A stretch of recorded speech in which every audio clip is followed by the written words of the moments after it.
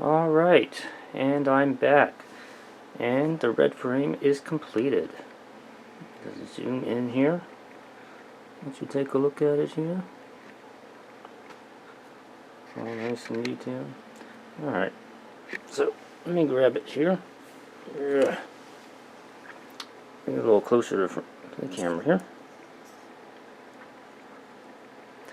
So I've got it all decaled up, panel lined and everything. Detailed. And overall, it's actually a very good looking kit here. Together here. You got the little chrome accents from the stickers here. There's a little bit of red, metallic red, kind of on the back here, and a little bit in the arms. It's really hard to notice, though, but it's fair. Yeah, but this guy's really posable. So let's go kind of the accessories here real quick here. So we got the beam rifle, pretty standard.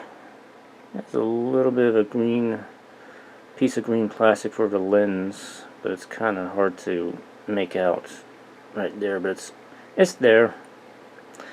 And we have a shield, pretty standard Gundam Seed type of shield. I think it's pretty much exactly the same one that comes with the Strike Gundam.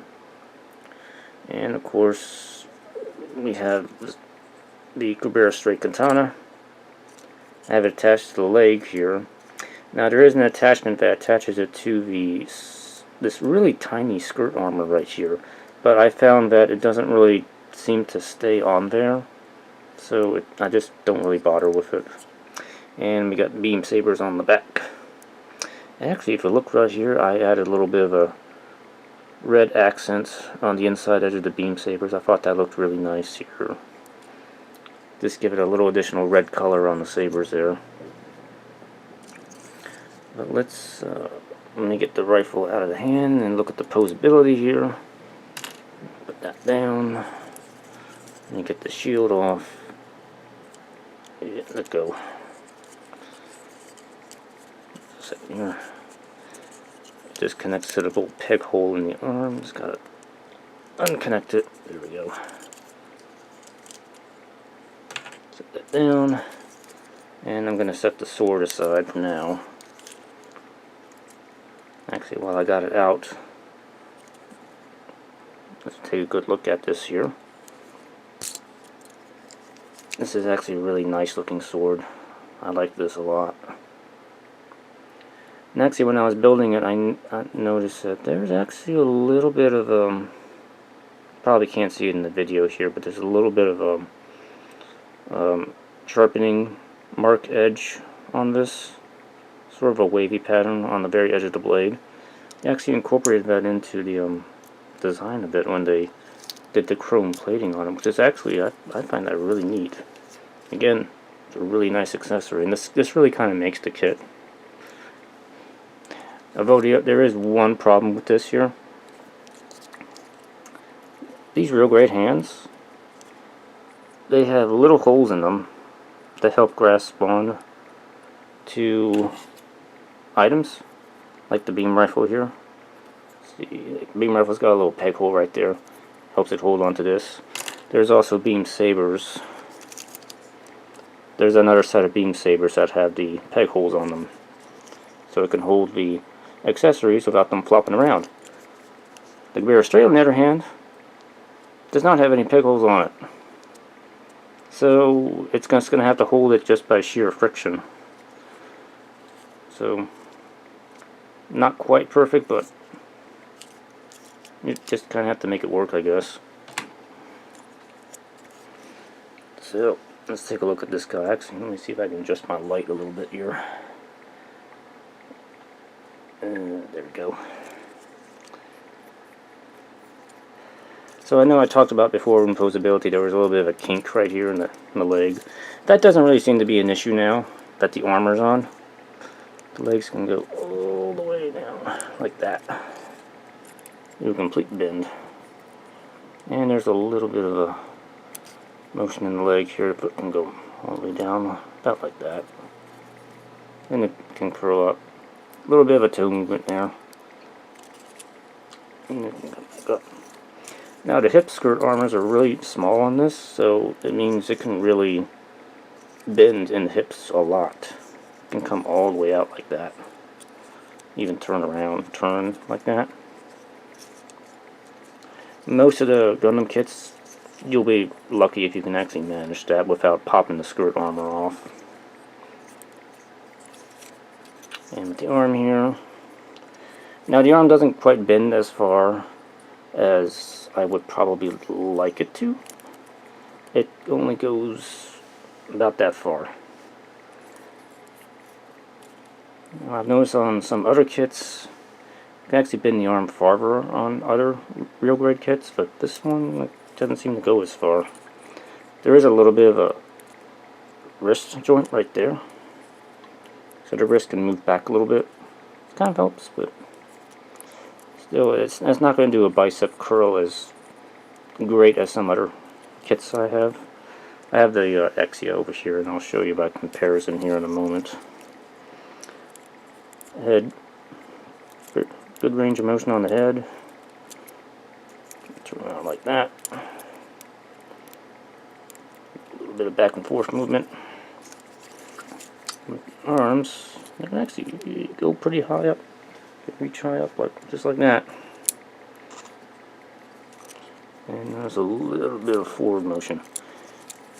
Now this kind of brings me to another thing I noticed when I was building. These little, the red cover piece that's right in here, for whatever reason that's not really attached to anything, so it's just kind of, it's loose, and I don't really like that. I don't like it when a part is loose like that. If I take the shoulder off, and you can see it kind of flops around. It's not attached to anything in there. Just kind of, it rattles. I don't like rattles. Put that back in there. It doesn't rattle as much once the shoulder's armor on, but it's still there. So moving on from that, we have the torso motion. Complete range of motion going all the way around. And let me do it. Yep. It still comes apart right there at the hip. I kind of looked at this really carefully when I was building, just to see why it kept coming apart there. And there's a, yeah, there's a little nib that's supposed to hold it in right there, right where I'm pointing with my finger.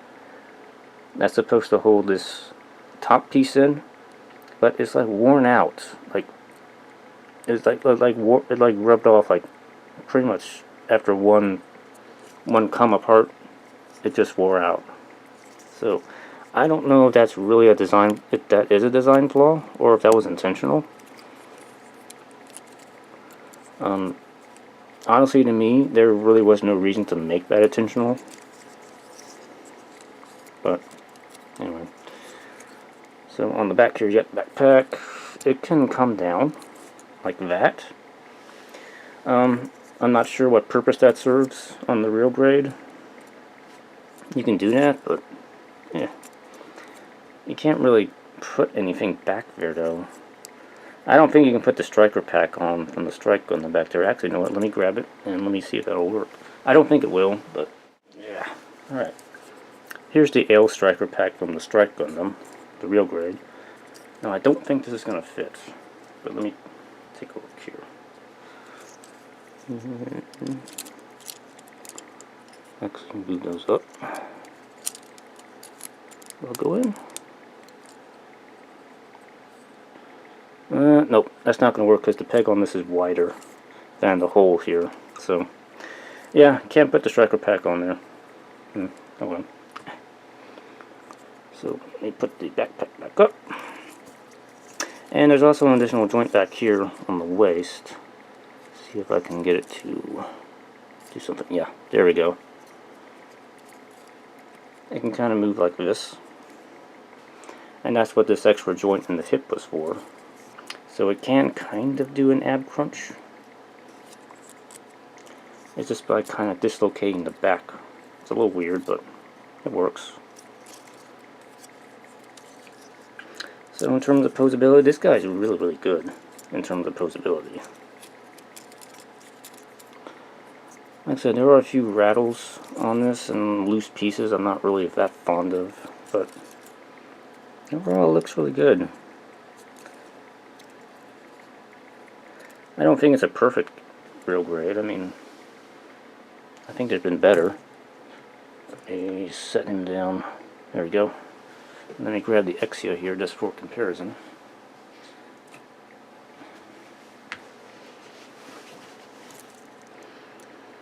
And let me take the shield off for a moment. Yeah. Yep, I'm tossing stuff. And the arm on the Exia could actually bend quite a bit further than, well, I mean, it's not a whole lot further, but it bends all the way. And the hand will actually touch the shoulder. So, yeah, I don't know why the, I guess it's just the design of the Astray, it just won't let it bend all the way.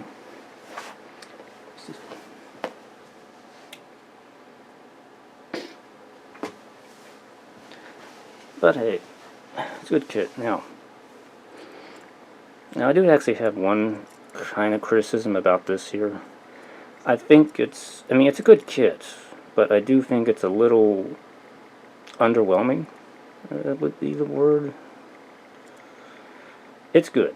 It is good. Don't get me wrong on that. It's just I kind of wish there was a little bit more to this here. I mean, all I've got is shield, beam rifle, sword, sabers. I kind of feel like there should be something more with this, and I know what it is. Let me show you.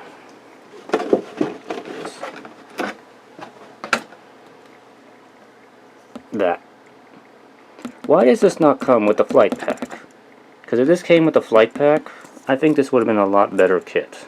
I think it would have not been worth the money if it came with the flight kit. Because I think that actually looks nicer with the backpack on there than just with nothing. You know? Just my opinion. So let me grab the other accessories I have and just show you those real quick before I wrap up here. Let me set him back down. Let me put him right there.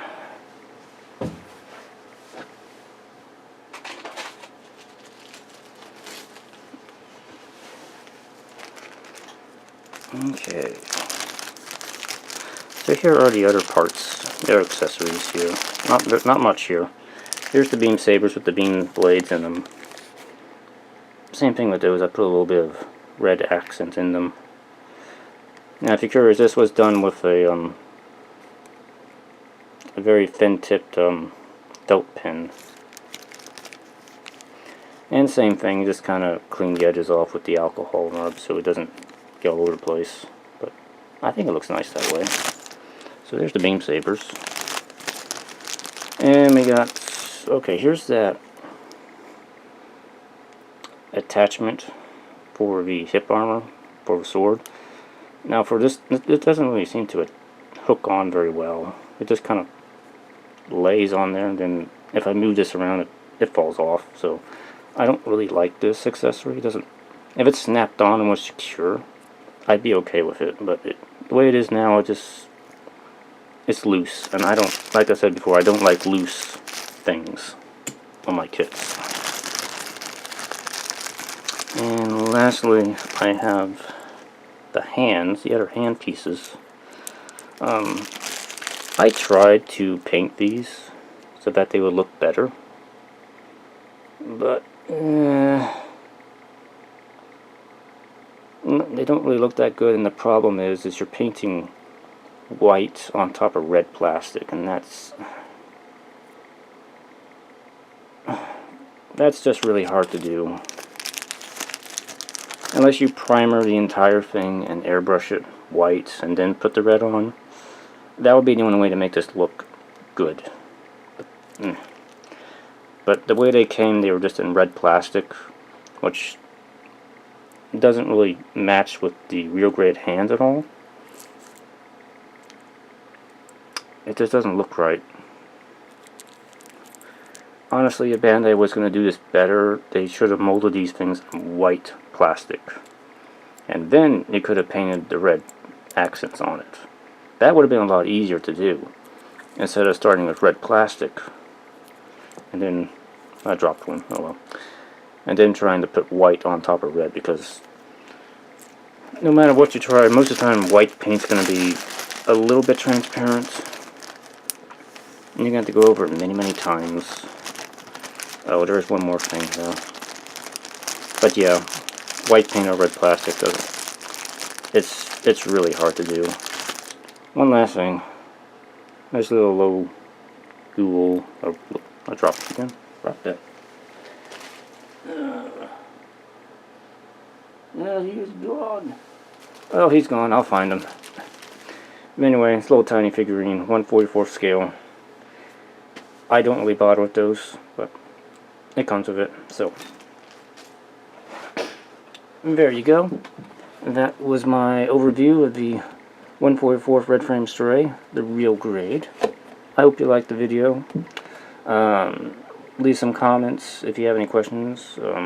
I plan on doing some more Gunpla videos in the future. They may not all be reviews, because most of my kits are already put together now. So it's probably not going to be like this here. Maybe like a quick overview of the stuff that I built before. And if you want to see stuff like that, let me know. Or if you want to see something different, let me know. Now I've got some gaming videos coming up too soon, so stay tuned, and probably see you again next time I have a kit to build. Alright? Take care.